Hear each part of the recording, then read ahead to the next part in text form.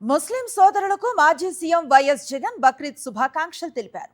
స్వార్థం, అసూయ, రాగద్వేషాలను విడిచిపెట్టి దేవుడిపై అచంచలమైన భక్తిని, త్యాగ నిరతిని చాటి చెప్పే పర్వదినమే బక్రీద్ అంటూ ట్విట్టర్ ద్వారా తన సందేశాన్ని తెలిపారు వైఎస్ జగన్. అల్లాహ్ ఆదేశాల మేరకు తన ప్రాణప్రదమైన కుమారుణ్ణే బలి ఇవ్వటానికి సిద్ధమైన ఇబ్రహీం ప్రవక్త మహాత్యాగాన్ని స్మరించుకుంటూ నిర్వహించుకునే పవిత్ర బక్రీద్ సందర్భంగా ముస్లిం సోదర సోదరీమణులందరికీ ఎక్స్ వేదికగా హృదయపూర్వక శుభాకాంక్షలను తెలిపారు వైఎస్ జగన్.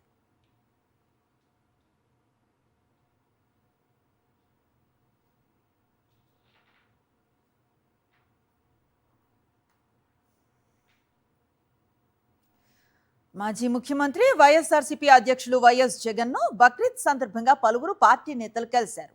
ఎమ్మెల్సీ రుహుల్లా, మాజీ మంత్రులు వెల్లంపల్లి శ్రీనివాసరావు, జోగి రమేష్, ఎన్టీఆర్ జిల్లా పార్టీ అధ్యక్షుడు దేవినేని అవినాష్, విజయవాడ మాజీ మేయర్ రాయన భాగ్యలక్ష్మి, పార్టీ అధికార ప్రతినిధి వంగవీటి నరేంద్రతో పాటు పలువురు వైఎస్ జగన్ను కలిశారు.